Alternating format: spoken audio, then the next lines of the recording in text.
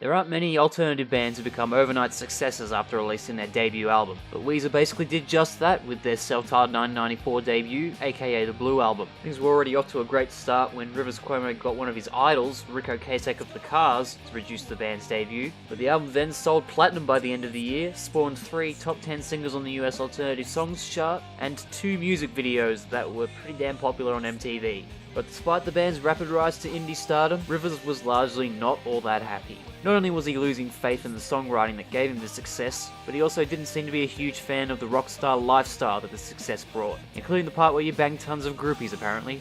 Yep, it looks like even old Coconut Head here was banging tons of groupies. He could have even hooked up with someone moments after walking off stage here.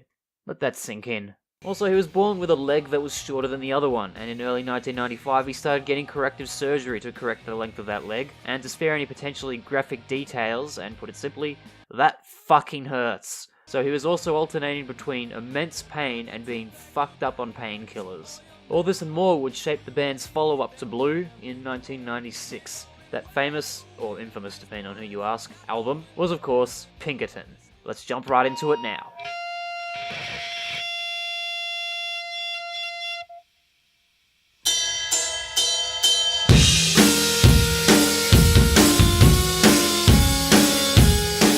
Pinkerton is named after one of the main characters in the Giacomo Puccini opera Madama Butterfly, influenced by Cuomo's time studying classical composition at Harvard University in 1995, a time when he wanted to distance himself from traditional rock songwriting, but he got sick of that and dropped out, so that's as far as the classical influence got on Pinkerton.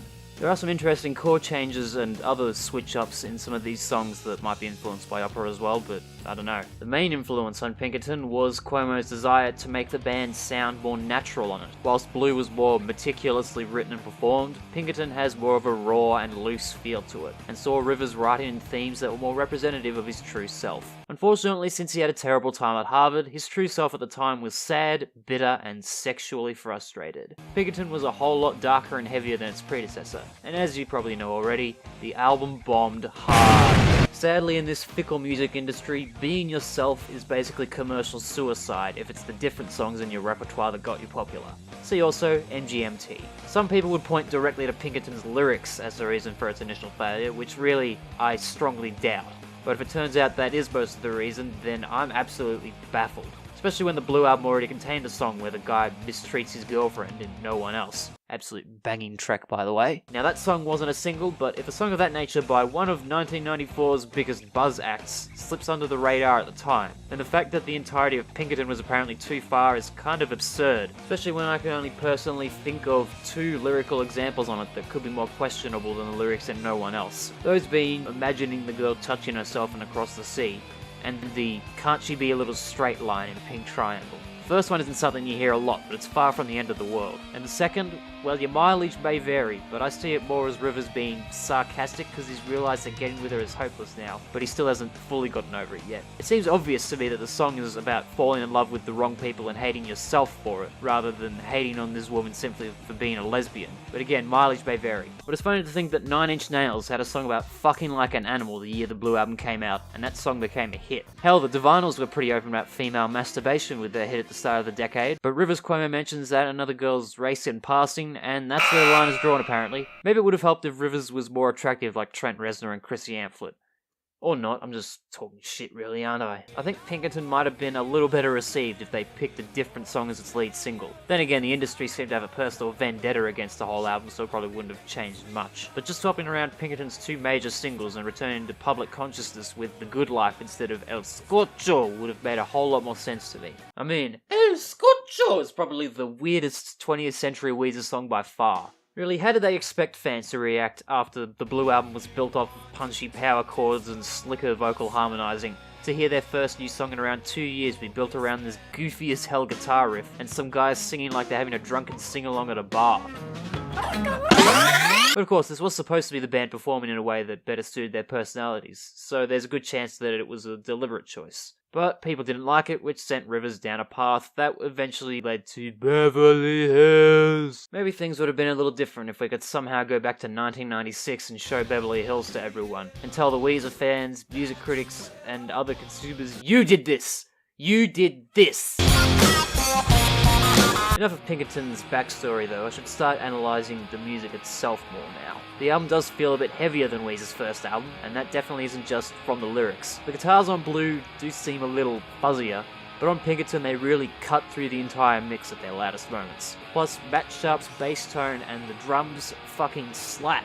Both of these help kick off the album's opener, Tired of Sex. There's also a prominent synth line on that one. There was more use of synths on this album as well, maybe on less than half the tracks, but unlike the keyboard parts on Blue, these synth lines are a lot more noticeable when they do appear. Rivers also does some pretty neat stuff with the guitar slide on the tracks Pink Triangle and No Other One.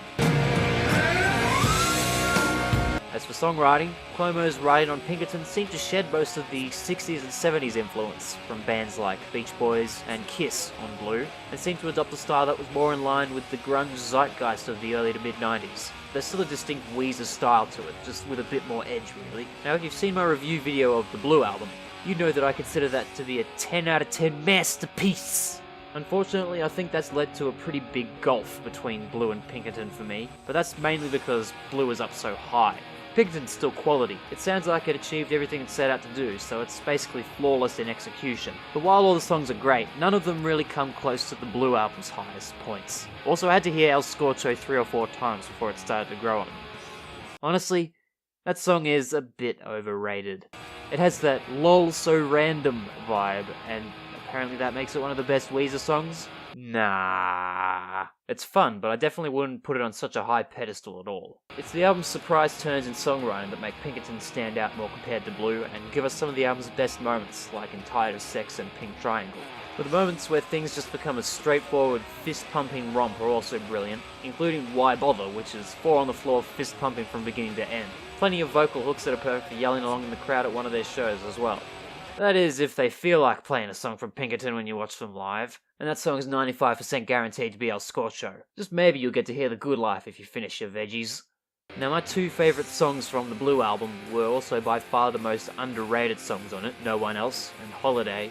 And weirdly, I think that applies to Pinkerton as well. I'd say my second favourite is No Other One, and my favourite is Falling For You. I don't think those tracks are discussed much at all. Falling For You is a much bigger travesty though. It has a great passionate chorus, like 20 chord changes, and even just that little intro riff is sweet as hell. But of course, El Scorcho gets the most attention because it's the big single. I can't say I'd be mad at Rivers for that. Just a bit disappointed. Also, it might be worth mentioning the biggest detour on the album, the closing track Butterfly, a completely acoustic track dripping with sorrow that often I can feel a bit of myself when I hear the song. So it's simple, but I guess it's still pretty powerful. I have seen a couple of people say that Butterfly is weak, and to them I say, just shut up, it's a nice song. Fuck you guys. So that's Pinkerton. It hits harder than Blue, both musically and emotionally, but ultimately it just misses that special something. It's great, but it's not hard for me to give a stance in the immortal Blue versus Pinkerton debate.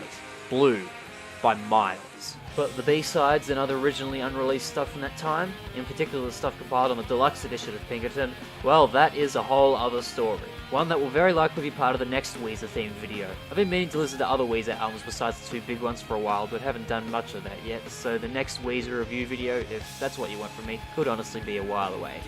I'm saying this like there's people out there who watch my review videos all the way through, which I don't think there are yet.